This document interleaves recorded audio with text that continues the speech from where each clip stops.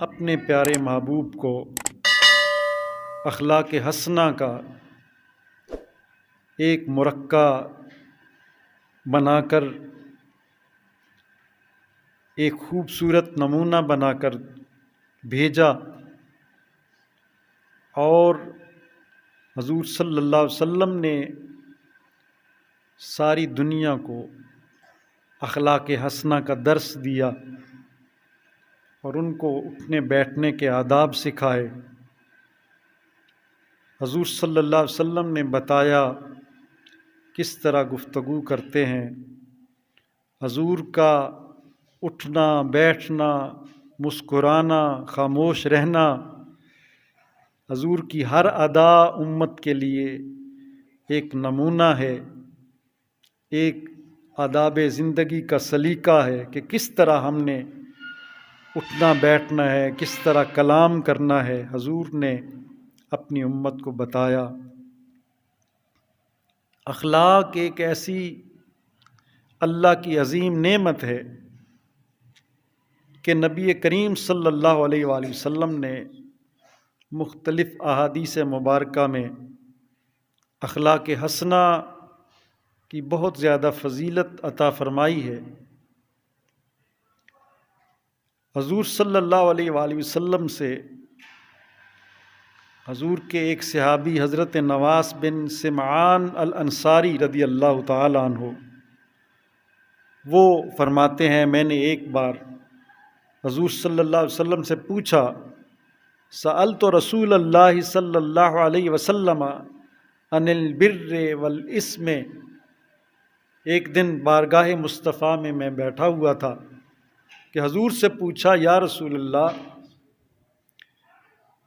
آپ مجھے بتائیں کہ نیکی کیا ہے اور گناہ کیا ہے۔ حضور صلی اللہ علیہ وسلم سے پہلے تو ان چیزوں کا تصور ہی نہیں تھا، کون سا کام نیکی ہے، کون سا کام گناہ ہے۔ حضور نے یہ شعور دیا انسانوں کو، اپنے غلاموں کو۔ اب ان کے دل میں یہ ہر وقت یہ سوال اٹھتا تھا کہ کون سا کام کریں تو ہم سمجھیں کہ یہ نیکی ہے، کون سا کام کریں تو کہیں کہ یہ گناہ ہے، اس سے بچنا چاہیے۔ تو وہ اس طرح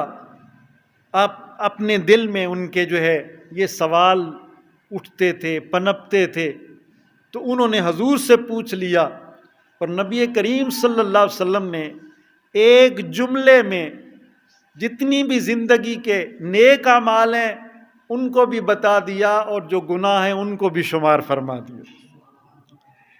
حضور فرماتے ہیں کہ مجھے اللہ تعالیٰ نے جامع کلام کا ملکہ عطا فرمایا ہے۔ جامع کلام کسے کہتے ہیں کہ کوئی لمبی چوڑی حضور گفتگو نہیں فرماتے تھے، بات بڑی مختصر ہوتی تھی لیکن اس کے اندر معانی کے سمندر موجزن ہوتے تھے۔ حضور تھوڑی سی بات کر کے بہت سی بات سمجھا دیا کرتے۔ حضور صلی اللہ علیہ وسلم نے یہ نہیں کہا کہ فہرست بنا دوں، آؤ میں تجھے فہرست بنا دوں، یہ کام فلاں کام نیکی ہے اور فلاں کام جو ہے وہ گناہ ہے۔ حضور نے یہ نہیں کہا کہ آؤ ایک ایک تمہیں گن کر بتاتا ہوں۔ حضور نے بڑا مختصر جواب دیا۔ حضور نے فرمایا، البر حسن الخلق والاثم ما حاک فی صدرک وکرہت ان یطلع علیہ الناس۔ اس کو مسلم شریف میں روایت کیا گیا ہے۔ حضور نے ارشاد فرمایا، پوچھتا ہے نیکی کیا ہے؟ حضور فرماتے ہیں نیکی اچھے اخلاق کا نام ہے، اچھا اخلاق نیکی ہے۔ والاسم ما حاک فی صدرک وکرہت ان یطلع علیہ الناس۔ اور برائی کیا ہے؟ حضور نے فرمایا برائی یہ ہے کہ جب وہ کام تو کرنے لگے تو تیرے دل میں گھنٹی بجنے لگے، تیرا دل جو ہے وہ اس میں کوئی کھٹک پیدا ہو جائے، اور تیرا دل جو ہے وہ اندر سے پریشان ہو، وہ اندر سے دل جو ہے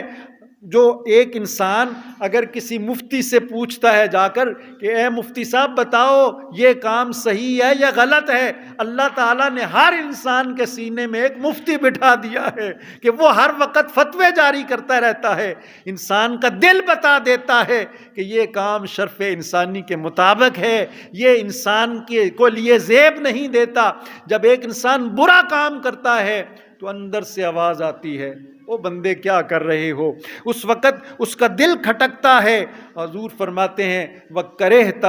أَن يَطَّلِعَ عَلَيْهِ النَّاسِ، اور وہ برائی ہے، وہ کام گناہ ہے کہ تو جب کرنے لگے تو تیرے دل میں یہ خیال آئے کہ کسی کو پتہ نہ چل جائے، لوگوں سے چھپا چھپا کر اگر وہ کرتا رہتا ہے تو سمجھ لے کہ وہ گناہ کا کام ہے۔ تو اب حضور نے بس ایک معیار دے دیا، ایک پیمانہ دے دیا، اس ترازو کے اوپر زندگی کے تمام اعمال کو تولا جا سکتا ہے۔ جو حسن خلق ہے اس کو نیکی کے پلڑے میں رکھ لیا جائے گا، اور وہ کام جس کو دل بھی نہ پسند کرتا ہو اور لوگوں کی نگاہوں سے اس کو چھپاتے رہتے ہوں تو سمجھ لو وہ برا کام ہے جس وجہ سے وہ دنیا کی نگاہوں سے چھپ کر رہا ہے۔ حضور نے ساری زندگی کو ان دو جملوں میں سمو کر رکھ دیا، کوئی لمبی چڑی فہرست بتائی نہیں ہے۔ اور حضور صلی اللہ علیہ وسلم کی ایک اور حدیث پاک ہے حسن خلق کے بارے میں، میرے آقا نے ارشاد فرمایا، ایک جوان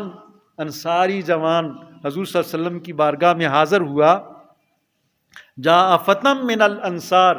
تو انصار صحابہ کرام میں سے ایک جوان بارگاہ مصطفیٰ میں حاضر ہوا، فسلم ثم جلس، اس نے سلام عرض کیا اور حضور کی مجلس پاک میں بیٹھ جاتا ہے۔ کتنے خوش نصیب لوگ تھے وہ کہ جن کو حضور کی مجلسیں نصیب ہو جاتی تھیں، بارگاہ مصطفیٰ میں سلام کے نذرانے پیش کرنے کی سعادت ملتی تھی۔ آیا نا جو آہستہ آہستہ جھجکتا حضور کو سلام عرض کیا اور حضور کی مجلس میں بیٹھ جاتا ہے۔ فقال یا رسول اللہ، حضور سے ایک سوال عرض کیا، یا رسول اللہ ای المؤمنین افضل، یا رسول اللہ مجھے بتائیے تو صحیح، سارے لوگ بڑے بڑے ایمان کے دعوے دار ہیں، تو سب سے بہترین مومن کون ہے، سب سے افضل اور سب سے اچھا اور سب سے بہترین مومن کون ہے؟ فقال احسنہم خلقا، میرے آقا نے فرمایا جس کا اخلاق سب سے اچھا ہے وہ سب سے اچھا مومن ہے،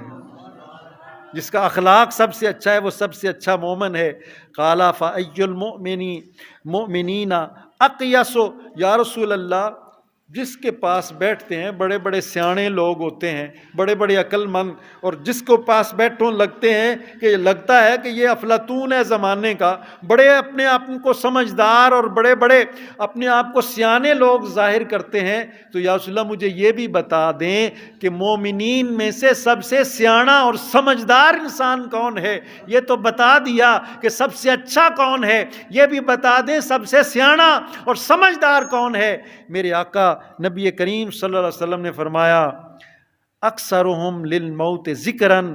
واحسنہم استعدادا، میرے آقا نے ارشاد فرمایا کہ سب سے عقل مند پوچھتے ہو کہ دنیا میں سب سے عقل مند آدمی کون ہے؟ حضور نے فرمایا جو موت کو اکثر یاد کرتا رہتا ہے وہ سب سے سیانا آدمی ہے، جو موت کو اکثر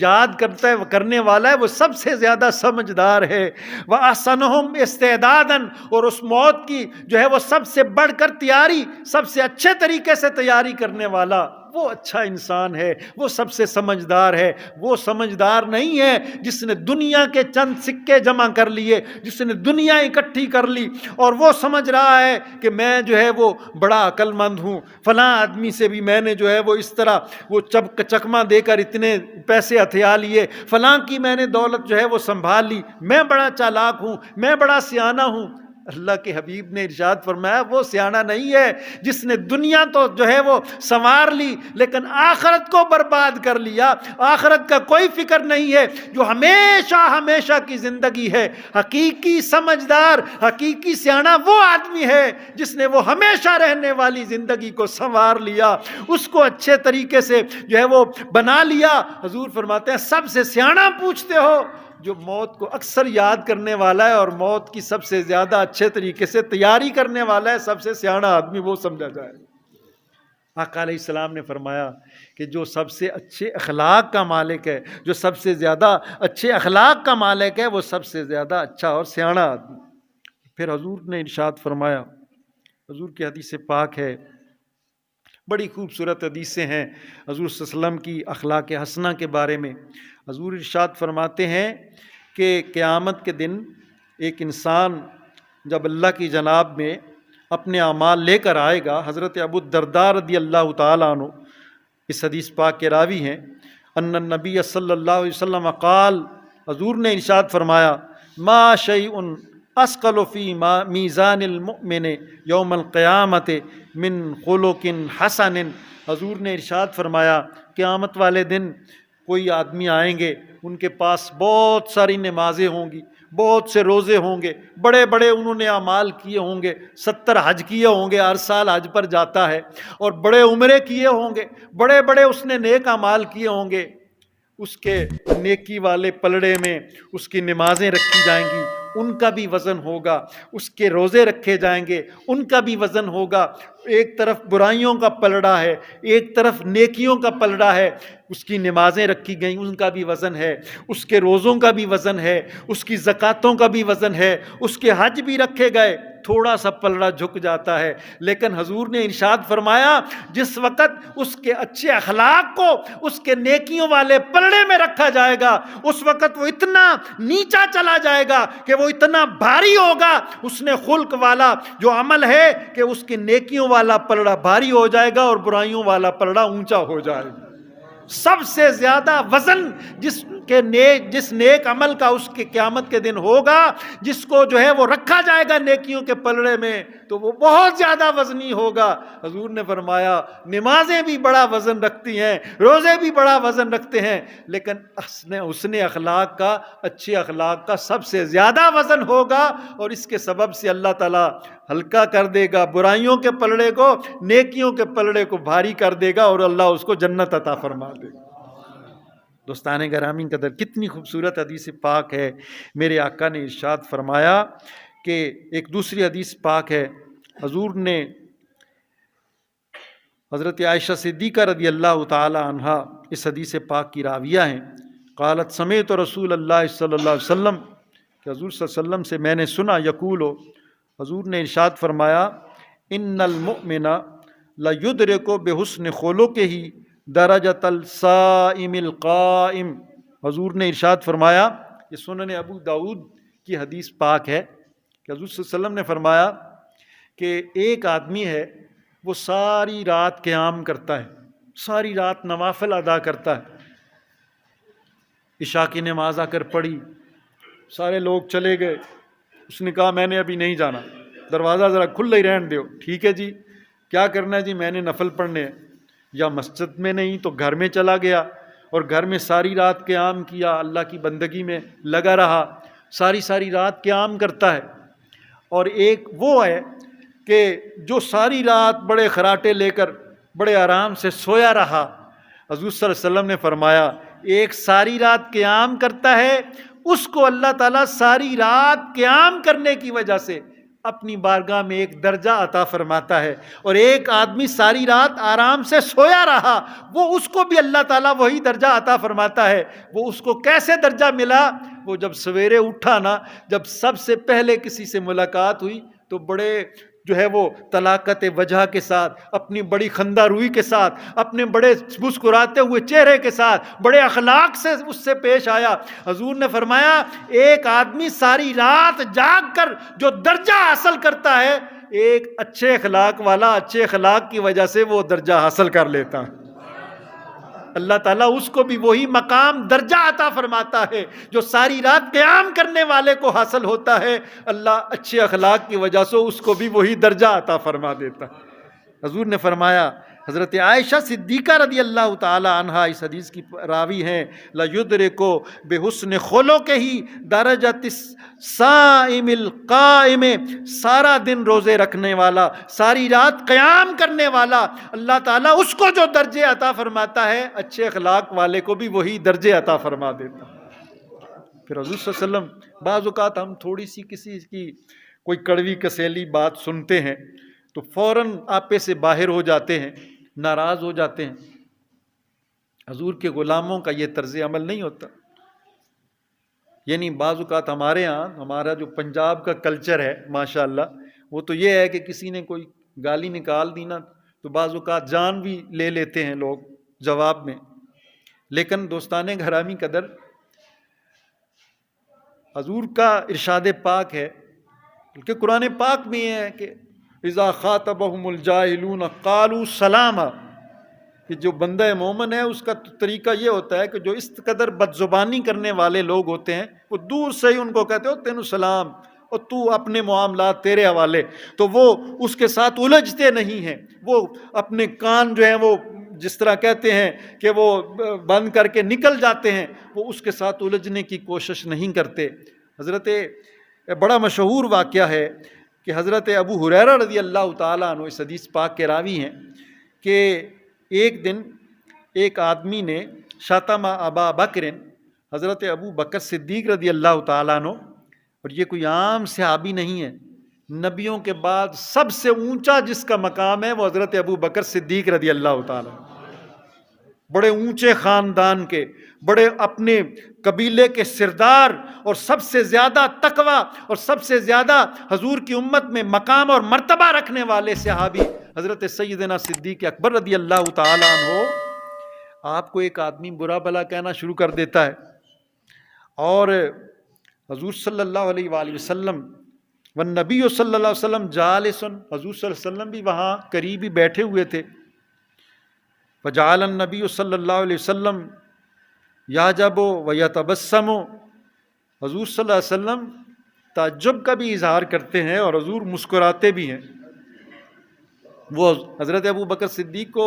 وہ برا بھلا کہہ رہا ہے، بد زبانی کر رہا ہے، اور حضور پاس بیٹھے ہوں اور حضور مسکرا رہے ہیں۔ حضور جو ہے نا وہ کوئی غصہ نہیں کرتے، بلکہ آقا نبی کریم صلی اللہ علیہ وسلم یتبسم، حضور مسکرانا شروع کر دیتے۔ فلما اکثر، جس وقت اس نے بہت زیادہ بد زبانی شروع کر دی، تو رد علیہ بعد قولہ، تو حضرت ابو بکر صدیق رضی اللہ تعالی عنہ سے رہا نہ گیا، انہوں نے بھی اس کو جواب دیا اور کہا کہ زبان کو سنبھالو، بد زبانی بند کرو، تو آپ نے بھی اس کو جواب دیا۔ فغضب النبی صلی اللہ علیہ وسلم وقام، دیکھو بڑی عجیب سی حدیث پاک ہے، تو جب حضرت ابو بکر صدیق نے جواب دیا تو حضور صلی اللہ علیہ وسلم کے چہرے پر غصے کے آثار نمودار ہوئے، حضور اٹھ کر چلے گئے۔ حضور نے وہاں بیٹھنا بھی گوارا نہ کیا کہ ابو بکر بھی اس کے ساتھ الجھنے لگا ہے، اس کو جواب دینا شروع کر دیا ہے۔ دوستان گرامی قدر، جب حضرت ابو بکر صدیق نے یہ دیکھا، فلاحقہ ابو بکر، حضور کے پیچھے دوڑے، حضور کے پیچھے پیچھے جا لیا، حضور صلی اللہ علیہ وسلم کے پاس پہنچے۔ فقال یا رسول اللہ، عرض کی یا رسول اللہ، کان یشتمنی وانت جالس، یا رسول اللہ وہ مجھے گالیاں دے رہا تھا، مجھے برا بھلا کہہ رہا تھا اور آپ بیٹھے ہوئے تھے۔ فلما رددت علیہ بعد قولہ، یا رسول اللہ جب میں نے اس کی کچھ باتوں کا جواب دیا، غضبت وقمت، تو یا رسول اللہ آپ ناراض ہو گئے اور آپ اٹھ کر کھڑے ہو گئے اور چلے گئے۔ حضور صلی اللہ علیہ وسلم نے فرمایا، اے ابو بکر آ میں تمہیں بتاتا ہوں، تمہاری تو ظاہری نگاہیں ہیں، لیکن مجھے اللہ تعالیٰ نے نگاہ نبوت عطا فرما رکھی ہے، میں وہ حقیقتیں دیکھ سکتا ہوں عام آدمی وہ نہیں دیکھ سکتے۔ اللہ نے مجھے وہ نگاہ نبوت عطا فرمائی۔ حضور صلی اللہ علیہ وسلم نے فرمایا کہ انہ کان معک ملک یرد عنک، کہ اے ابو بکر جب تجھے وہ برا بھلا کہہ رہا تھا تو اللہ تعالیٰ نے اس تیرے دشمن کو جواب دینے کے لیے اپنی بارگاہ سے ایک فرشتہ بھیجا تھا کہ جاؤ میرے پیارے محبوب کے یار کو برا بھلا کہہ رہا ہے، وہ خاموش ہے، تم اس کی گالیوں کا اس کو جواب دو۔ وہ تجھے برا بھلا کہتا ہے تو تم اس پر لعنت بھیجو۔ فلما رددت علیہ بعد قولہ، لیکن اے ابو بکر جب تم نے اس کو جواب خود دینا شروع کر دیا، وقع الشیطان، تو فرشتہ چلا گیا اور شیطان آ کر بیٹھ گیا، اور نبی پاک صلی اللہ علیہ وسلم نے فرمایا پھر میں شیطان کے ساتھ تو نہیں بیٹھ سکتا تھا، اس لیے میں بھی اٹھ کر چلا گیا کہ اب شیطان آ گیا ہے تو جہاں شیطان ہو وہاں میں نہیں بیٹھ سکتا۔ اے ابو بکر صدیق، تم جواب نہ دیتے تو یہ تیرے بارے میں برا بھلا کہنے والا اللہ تعالیٰ نے جو تجھے برا کہتے ہیں ان پر لعنت بھیجنے کے لیے اپنے فرشتے مقرر کر دیے۔ آج بھی آپ دیکھیں نا، یہ گلیوں میں اشتہار لگے ہوئے ہیں، سیدہ کو شہید کر دیا گیا، حالانکہ حضرت سیدہ فاطمہ الزہرا سلام اللہ علیہا آپ شہید نہیں ہوئیں، آپ طبی موت، دنیا کا سب سے بڑا جھوٹ۔ اللہ تعالیٰ ہدایت عطا فرمائے، کیسے کیسے لوگ ہیں ہمارے درمیان، اور پھر اس کی بنیاد پر صحابہ اکرام کو وہ تبرہ بازی، وہ گالیاں، وہ بکواسات، الیاذ باللہ، اس قدر وہ گندی زبان استعمال کرتے ہیں صحابہ اکرام کے بارے میں۔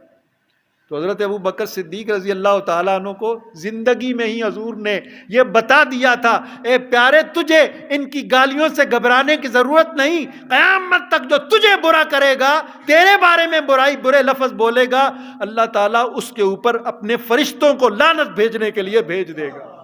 اللہ کے فرشتے اس پر لعنت بھیجتے ہیں جو صحابہ اکرام کے بارے میں بدزبانی کرتا ہے۔ تو حضور نے ارشاد فرمایا کہ اے پیارے ابو بکر، تم جواب نہ دیا کرو ان کی باتوں کا، اللہ تعالیٰ نے تیری طرف سے فرشتے مقرر کر دیے۔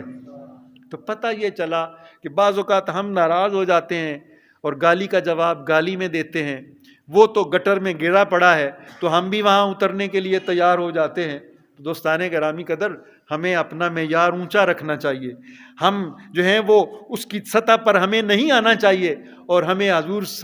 حضور کالی کملی والے کی سنت کو پیش نظر رکھنا چاہیے۔ حضور صلی اللہ علیہ وسلم کو گالیاں دیتے تھے، حضور پر پتھر برساتے تھے، حضور ان کے لیے دعائیں فرمایا کرتے تھے۔ دوستان گرامی قدر، مختصر وقت ہے، میں بس ایک حدیث عرض کر کے گفتگو کو ختم کروں گا، اور بڑی یہ لرزا دینے والی حدیث پاک، اور اس کو بھی مسلم شریف میں روایت کیا گیا ہے۔ حضرت ابو ہریرہ رضی اللہ تعالیٰ عنہ اس حدیث پاک کے راوی ہیں کہ ایک دن نبی کریم صلی اللہ علیہ وسلم بیٹھے ہوئے تھے، تو حضور نے صحابہ کرام سے پوچھا۔ حضور کے سمجھانے کا طریقہ یہ تھا، حضور صحابہ سے پوچھتے تھے، جب وہ کوئی جواب دیتے یا نہ دیتے تو حضور صلی اللہ علیہ وسلم ان کے پھر سوال کا خود ہی، اپنے سوال کا خود ہی جواب عطا فرماتے، اور بات پھر اچھے طریقے سے ذہنوں میں بیٹھ جاتی تھی۔ حضور صلی اللہ علیہ وسلم نے پوچھا، او میرے صحابہ بتاؤ، اتدرون مل مفلس، بتاؤ تم جانتے ہو کہ مفلس اور کنگال اور غریب آدمی کون ہوتا ہے؟ غریب آدمی، کنگال، مفلس کون ہوتا ہے؟ قالوا المفلس فینا من لا درہم لہ ولا متاع، یا رسول اللہ ہم تو اس آدمی کو مفلس اور کنگال اور غریب سمجھتے ہیں جس کے پاس دنیا کے نہ درہم ہوں، نہ پیسے ہوں، اور نہ کوئی دنیا کا مال و متاع ہو، دنیا کا ساز و سامان کچھ بھی نہ ہو، تو ہم سمجھتے ہیں بڑا غریب آدمی ہے، بڑا مفلس ہے۔ حضور صلی اللہ علیہ وسلم نے فرمایا، فقال، حضور نے فرمایا، ان المفلس من امتی، حضور فرماتے ہیں آؤ میں تمہیں بتاتا ہوں کہ میری امت کے مفلس آدمی کون ہے، غریب آدمی کون ہے۔ من یاتی یوم القیامت بصلاۃ وصیام وزکوۃ، سب سے مفلس آدمی وہ ہے کہ قیامت والے دن اللہ کی بارگاہ میں آئے گا نا، تو وہ ڈھیر اس نے نمازوں کے اٹھائے ہوئے ہوں گے، اس کے پاس بڑے روزے بھی ہوں گے، اس کے پاس زکاتوں کے بھی بڑے ثواب اکٹھے ہوں گے، زکوٰۃ بھی زندگی بھر دیتا رہا، روزے بھی رکھتا رہا، نمازیں بھی پڑھتا رہا، سارے اعمال کے ڈھیر لے کر اللہ کی جناب میں حاضر ہوگا۔ وَيَأْتِي قَدْ شَتَمَ هَذَا وَقَذَفَ هَذَا وَأَكَلَ مَالَ هَذَا وَسَفَكَ دَمَ هَذَا وَضَرَبَ هَذَا۔ حضور نے فرمایا لیکن اس کا طرز عمل زندگی کا یہ تھا کہ یاتی قد شتم هذا، کسی کو گالی دے دی، وقذف هذا، کسی کی عزت اچھال دی، کسی کے اوپر تہمت لگا دی، اور پھر حضور نے فرمایا وَأَكَلَ مَالَ هَذَا، کسی کا مال ہڑپ کر گیا چالاک بن کے کہ اس کو میں نے پتہ ہی نہیں لگنے دیا، اتنا مال ہڑپ کر لیا۔ وَأَكَلَ مَالَ هَذَا، کسی کا مال کھا لیا۔ وَسَفَكَ دَمَ هَذَا، کسی کو قتل کر دیا، اس کا خون بہا دیا۔ وَضَرَبَ هَذَا، کسی کو مارا پیٹا، کسی کو گالی گلوچ کی۔ یہ سارے کام، تھا بڑا نمازی لیکن اتنا برا اخلاق تھا کہ جب بھی بولتا تھا تو گالی گلوچ کے بغیر نہیں بولتا تھا، ادھر روزہ بھی رکھتا تھا لیکن اخلاق برا تھا، مال بھی ہڑپ کرنے سے باز نہیں آتا تھا، اور پھر زکاتیں بھی دیتا تھا، اور پھر جو ہے وہ دنیا کو دھوکہ دے کر مال بھی ہڑپ کرتا، دنیا کو قتل بھی کرتا، دنیا کو مارتا پیٹتا بھی، تو یہ بھی سارے اس کے جو ہے وہ اعمال میں اس کے لکھا ہوا تھا۔ حضور صلی اللہ علیہ وسلم نے ارشاد فرمایا فیوتا ھذا من حسناتہ وھذا من حسناتہ، وہ بھی ساری ایک لمبی قطار کھڑی ہوئی ہے، وہ نیکیاں لے کر آیا اللہ کی جناب میں، امید لگائے ہوئے ہے کہ اب میرے نامہ اعمال میں یہ میرے نیک اعمال رکھے جائیں گے اور سیدھا جنت میں چلا جاؤں گا، ادھر ایک لمبی قطار آ جاتی ہے۔ الہ العالمین، ہمارا ایک تقاضا ہے، اللہ پوچھے گا بتاؤ، عرض کریں گے الہ العالمین یہ جو نمازی ہے نا، یہ جو روزے دار، یہ زکاتیں دینے والا، اس کا ہمارے ذمے کچھ کھاتا ہے؟ تو اللہ پوچھے گا بتاؤ کیا معاملہ ہے؟ ایک عرض کرے گا الہ العالمین اس نمازی صاحب نے مجھے گالی دی تھی، دوسرا کہے گا یا رب العالمین اس نے میری عزت کو اچھالا، میرے اوپر تہمت لگا دی، وَأَكَلَ مَالَ هَذَا، اور ایک عرض کرے گا الہ العالمین میرا مال ہڑپ کر گیا تھا۔ اللہ تعالیٰ فرمائے گا اچھا یہ بات ہے، تو اللہ تعالیٰ اس کے سارے جو نمازیں ہوں گی نا، فرمائے گا او جس کو گالیاں دے ذرا آگے آؤ، اس کو ساری اس کی جو نمازیں اٹھا کر اس کے سر پر رکھے گا اور فرمائے گا جا تیرے پاس نمازوں کا ذخیرہ ہے، اس کو لے کر جنت میں چلا جا۔ اچھا وہ اپنے گناہوں کے باوجود اللہ تعالیٰ نے اس کو وہ نیکیوں کا وہ جو انبار تھا اس کے پاس نمازوں کا، وہ اٹھا کر اس کو دے دیا۔ دوسرا کہے گا یا اللہ میرا بھی اجے کھاتا ہے۔ اچھا اس نے وہ عرض کرے گا یا اللہ اس نے مجھے مارا، مجھے قتل کر دیا، میرا مال کھا لیا، جو بھی کسی نے زیادتی کسی کے ساتھ کی ہوگی، وہ عرض کرے گا اللہ تعالیٰ اس کی نمازیں، اس کے روزے، اس کی زکاتیں اٹھا کر جن کے ساتھ ظلم کرتا رہا، جن کے ساتھ زیادتیاں کرتا رہا، اللہ اٹھا کر ان کو دیتا رہے گا۔ اور پھر حضور نے فرمایا فَإِن فَنِيَتْ حَسَنَاتُهُ قَبْلَ أَن تُقْضَى مَا عَلَيْهِ، حضور فرماتے ہیں کہ اس سے پہلے کہ سارے جتنے بھی تقاضا کرنے والے تھے ان کا سارا کھاتا کلیئر ہوتا، اس کی اپنی نیکیاں ختم ہو گئیں، لیکن ابھی وہ لمبی قطار کھڑی ہوئی ہے، یا اللہ آ جاتے میرا بھی اس کو جی حساب دینا ہے، تو اللہ تعالیٰ فرمائے گا اب تو اس کے پلے میں کچھ بھی نہیں ہے، اچھا تم لاؤ۔ وہ کہے گا یا اللہ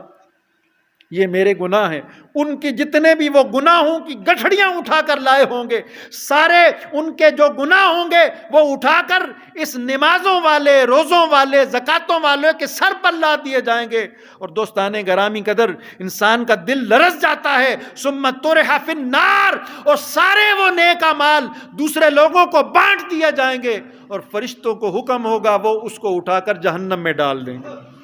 الیاذ باللہ ثم الیاذ باللہ، اللہ تعالیٰ ہمیں گناہوں سے بچنے کی توفیق عطا فرمائے۔ حضور علیہ السلام آپ کا ارشاد پاک ہے، حضور نے فرمایا قیامت میں سب سے جو بھاری نیک عمل ہوگا وہ اچھا اخلاق ہوگا۔ جب کسی کے نیک اعمال تولے جائیں گے، نمازیں، زکاتیں، تو اللہ تعالیٰ سب سے بھاری جو چیز رکھی جائے گی وہ نیک اعمال، وہ حسن خلق ہوگا۔ اللہ ہمیں